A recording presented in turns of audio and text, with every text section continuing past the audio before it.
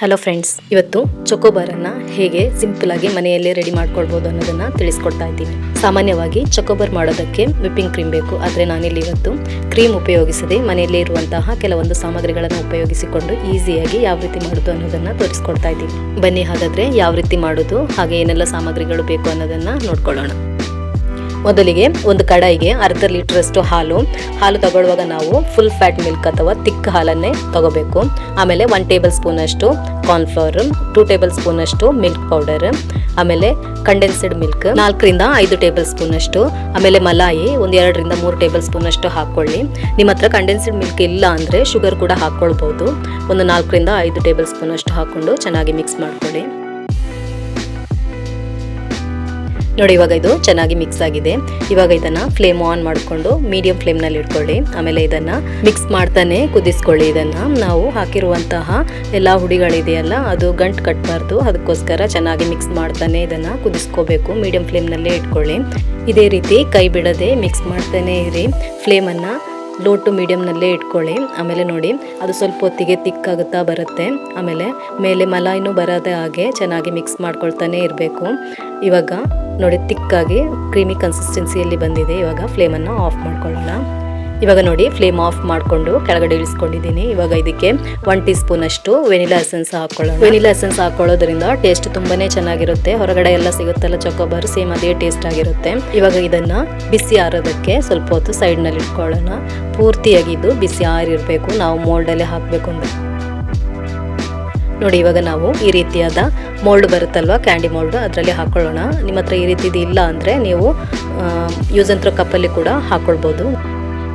ಇವಾಗ ನೋಡಿ, ಪೂರ್ತಿಯಾಗಿ ತಣ್ಣಗಾಗಿದೆ. ನೋಡಿ, ಕ್ರೀಮಿ ಟೆಕ್ಸ್ಚರಲ್ಲಿ ಇದೆ. ಇವಾಗ ಇದನ್ನು ನಿಧಾನಕ್ಕೆ ಮೌಲ್ಡಿಗೆ ಹಾಕ್ಕೊಳ್ಳೋಣ. ಇಂತಹ ಈಸಿಯಾದ ರೆಸಿಪೀಸ್ಗಳಿಗೆ ನಮ್ಮ ಚಾನಲನ್ನು ಸಬ್ಸ್ಕ್ರೈಬ್ ಮಾಡೋದನ್ನು ಮರಿಬೇಡಿ. ಹಾಗೆ ವಿಡಿಯೋ ಇಷ್ಟವಾಗೋದಾದರೆ ಒಂದು ಲೈಕ್ ಕೊಟ್ಟು ಸಪೋರ್ಟ್ ಮಾಡಿ. ಫ್ರೆಂಡ್ಸ್ ಫ್ಯಾಮಿಲಿಗಳಿಗೆ ಶೇರ್ ಮಾಡ್ಕೊಳ್ಳಿ. ನೋಡಿ, ಈ ರೀತಿ ಮೌಲ್ಡಿಗೆ ಹಾಕ್ಕೊಳ್ಳಿ. ಮೌಲ್ಡಿಗೆ ಹಾಕೊಳ್ಳುವಾಗ ಫುಲ್ ಹಾಕ್ಕೊಳ್ಬೇಡಿ, ಮುಕ್ಕಾಲು ಭಾಗದಷ್ಟು ಹಾಕ್ಕೊಳ್ಳಿ. ಈ ರೀತಿ 2 ಸಲ ಟ್ಯಾಪ್ ಮಾಡ್ಕೊಳ್ಳಿ. ಆಮೇಲೆ ಫಾಯಿಲ್ ಪೇಪರ್ ಬರುತ್ತಲ್ಲ, ಅದನ್ನು ಫಾಯಿಲ್ ಪೇಪರಿಂದ ಕವರ್ ಮಾಡ್ಕೊಳ್ಳಿ. ಚಾಕುವಿನಿಂದ ಸ್ವಲ್ಪ ಕಟ್ಟು ಕೊಟ್ಟು ಆಮೇಲೆ ಅದರ ಮೇಲೆ ಸ್ಟಿಕ್ಕನ್ನು ಹಾಕ್ಕೊಳ್ಳಿ.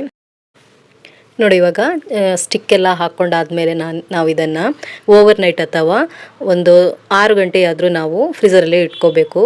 ಇವಾಗ ನಾವು ರೆಡಿ ಮಾಡಿಟ್ಕೊಂಡಂತಹ ಕ್ಯಾಂಡಿ ಸೆಟ್ ಆದ ನಂತರವೇ ನಾವು ಚಾಕ್ಲೇಟನ್ನು ರೆಡಿ ಮಾಡ್ಕೋಬೇಕು. ನಮ್ಮ ಕ್ಯಾಂಡಿಯಲ್ಲಿ ಸೆಟ್ಟಾಗಿ ಬಂದಿದೆ. ಇವಾಗ ನಾನಿಲ್ಲಿ ಮಿಲ್ಕ್ ಕಾಂಪೌಂಡ್ ಚಾಕ್ಲೇಟ್ ಒಂದು 100 ಗ್ರಾಮಷ್ಟು 100-150 ಗ್ರಾಮಷ್ಟು ತಗೊಂಡಿದ್ದೀನಿ. ನೀವು ಡಾರ್ಕ್ ಚಾಕ್ಲೇಟ್ ಆಮೇಲೆ ಮಿಲ್ಕ್ ಚಾಕ್ಲೇಟ್ ಮಿಕ್ಸ್ ಮಾಡಿ ಕೂಡ ತಗೊಳ್ಬೋದು, ಅಥವಾ ಮಿಲ್ಕ್ ಚಾಕ್ಲೇಟ್ ಮಾತ್ರನೂ ತಗೋಬಹುದು. ಚಾಕ್ಲೇಟನ್ನು ಈ ರೀತಿ ಸಣ್ಣದಾಗಿ ಕಟ್ ಮಾಡಿಕೊಂಡು ಒಂದು ಬೌಲಿಗೆ ಹಾಕ್ಕೊಳ್ಳಿ. ನಂತರ ಇದನ್ನು ಡಬಲ್ ಬಾಯ್ಲಿಂಗ್ ಮೆಥಡಲ್ಲಿ ಮೆಲ್ಟ್ ಮಾಡ್ಕೊಳ್ಳೋಣ. ಅದಕ್ಕಾಗಿ ಒಂದು ಪಾತ್ರೆಯಲ್ಲಿ ನೀರಿಟ್ಟು ಅದನ್ನು ಕುದಿಸ್ಕೊಳ್ಳೋಣ. ಅದರ ಮೇಲೆ ನಾವು ಕಟ್ ಮಾಡಿಟ್ಕೊಂಡಂತಹ ಚಾಕ್ಲೇಟ್ ಇದೆಯಲ್ಲ, ಅದರ ಬೌಲನ್ನು ಅದರ ಮೇಲೆ ಇಟ್ಕೊಳ್ಳೋಣ. ಇವಾಗ ನೀರು ಕುದಿ ಬರ್ತಾ ಇದೆ. ನೀರು ನಮ್ಮ ಈ ಚಾಕ್ಲೇಟ್ ಇದೆಯಲ್ಲ, ಆ ಬೌಲಿಗೆ ಮುಟ್ಟದ ಹಾಗೆ ನೋಡ್ಕೊಳ್ಳಿ. ಈ ರೀತಿ ಮಿಕ್ಸ್ ಮಾಡ್ಕೊಳ್ತಾ ಇರಿ.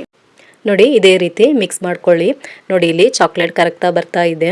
ಇವಾಗ ಫ್ಲೇಮನ್ನು ಆಫ್ ಮಾಡ್ಕೊಳ್ಳಿ. ನೀರು ಕುದೀತಾನೇ ಇದೆ. ಅದೇ ಬಿಸಿಯಲ್ಲಿ ಚಾಕ್ಲೇಟ್ ನಮಗೆ ಮೆಲ್ಟಾಗಿ ಸಿಗುತ್ತೆ. ನೋಡಿ, ಇವಾಗ ಚೆನ್ನಾಗಿ ಚಾಕ್ಲೇಟ್ ಮೆಲ್ಟ್ ಆಗಿದೆ. ಇವಾಗ ಇದನ್ನು ಕೆಳಗಿಳಿಸ್ಕೊಂಡು ಚೆನ್ನಾಗಿ ಮಿಕ್ಸ್ ಮಾಡ್ತಾನೆ ಇರಿ. ಚೆನ್ನಾಗಿ ಮಿಕ್ಸ್ ಮಾಡಿಕೊಂಡು ಇದು ಚೆನ್ನಾಗಿ ಪೂರ್ತಿಯಾಗಿ ಬಿಸಿ ಆರಿ ಬರಬೇಕು. ಬಿಸಿ ಆರಿ ಬಂದ ನಂತರನೇ ನಾವು ಕ್ಯಾಂಡಿಯನ್ನು ಅದರೊಳಗೆ ಡಿಪ್ ಮಾಡ್ಕೋಬೇಕು, ಇಲ್ಲ ಅಂದರೆ ಸರಿಯಾಗಿ ಬರೋದಿಲ್ಲ. ಪೂರ್ತಿಯಾಗಿ ಬಿಸಿ ಆರಿದ ನಂತರ ನಾವು ಅದನ್ನು ಒಂದು ಗ್ಲಾಸಿಗೆ ಹಾಕ್ಕೊಳ್ಳೋಣ. ಗ್ಲಾಸಿಗೆ ಹಾಕ್ಕೊಳ್ಳೋದ್ರಿಂದ ನಮಗೆ ಈಸಿಯಾಗಿ ಡಿಪ್ ಮಾಡ್ಕೊಳ್ಳೋದಕ್ಕಾಗುತ್ತೆ. ನೋಡಿ, ಇವಾಗನೂ ಸ್ವಲ್ಪ ಬಿಸಿ ಇದೆ. ಇದು ಚೆನ್ನಾಗಿ ಬಿಸಿ ಆರಲಿ. ಇವಾಗ ನೋಡಿ, ನಮ್ಮ ಕ್ಯಾಂಡಿ ಕೂಡ ರೆಡಿಯಾಗಿದೆ. ಇವಾಗ ಇದರ ಫಾಯಿಲ್ ಪೇಪರನ್ನು ನಿಧಾನಕ್ಕೆ ರಿಮೂವ್ ಮಾಡ್ಕೊಳ್ಳೋಣ. ಇವಾಗ ನೋಡಿ, ಇದು ಚೆನ್ನಾಗಿ ಸೆಟ್ಟಾಗಿ ಬಂದಿದೆ. ಇವಾಗ ಇದನ್ನು ಒಂದು 10 ಸೆಕೆಂಡ್ ಒಂದು ಬೌಲಲ್ಲಿ ನೀರು ಹಾಕ್ಕೊಂಡು ಅದರಲ್ಲಿ ಇಟ್ಕೊಳ್ಳಿ. ನಾನಿಲ್ಲಿ ತೋರಿಸ್ತಾ ಇಲ್ಲ, ಅದೇ ರೀತಿ ಇಟ್ಕೊಳ್ಳಿ. ಆ ರೀತಿ ಇಟ್ಕೊಳ್ಳೋದ್ರಿಂದ ಈ ರೀತಿ ಈಸಿಯಾಗಿ ಬರುತ್ತೆ. ತುಂಬ ಪ್ರೆಷರ್ ಹಾಕಿ ನೀವು ಅದನ್ನು ಎಳಿಬೇಡಿ, ನಿಧಾನಕ್ಕೆ ಎಳ್ಕೊಳ್ಳಿ.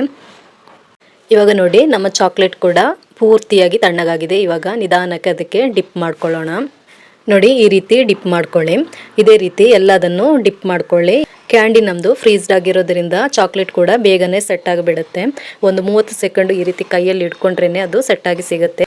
ಸೆಟ್ ಆದಾಗಲೇ ಕೂಡ ಅದನ್ನು ತಿನ್ಬೋದು, ಅಥವಾ ಒಂದು 30 ಸೆಕೆಂಡ್ ನೀವು ಫ್ರೀಜರಲ್ಲಿ ಇಟ್ಕೊಂಡು ಆಮೇಲೆ ಕೂಡ ಯೂಸ್ ಮಾಡ್ಕೊಳ್ಬೋದು. ಹಾಗಾದರೆ ನೋಡಿದ್ರಲ್ಲ, ಎಷ್ಟೊಂದು ಈಸಿಯಾಗಿ ಕೆಲವು ಸಾಮಗ್ರಿಗಳನ್ನು ಉಪಯೋಗಿಸಿಕೊಂಡು ಹೊರಗಡೆ ಸಿಗುವ ಅದೇ ಟೇಸ್ಟ್ನಲ್ಲಿ ಚೊಕೋಬಾರನ್ನು ಮನೆಯಲ್ಲಿ ಯಾವ ರೀತಿ ಮಾಡ್ಕೊಳ್ಬೋದು ಅನ್ನೋದನ್ನು ನೀವು ಒಮ್ಮೆ ಟ್ರೈ ಮಾಡಿ ನೋಡಿ. ನಿಮ್ಮ ಅಭಿಪ್ರಾಯವನ್ನು ಕಮೆಂಟ್ ಮೂಲಕ ತಿಳಿಸಿ. ಹಾಗಾದರೆ ಮುಂದಿನ ವಿಡಿಯೋದಲ್ಲಿ ಸಿಗೋಣ.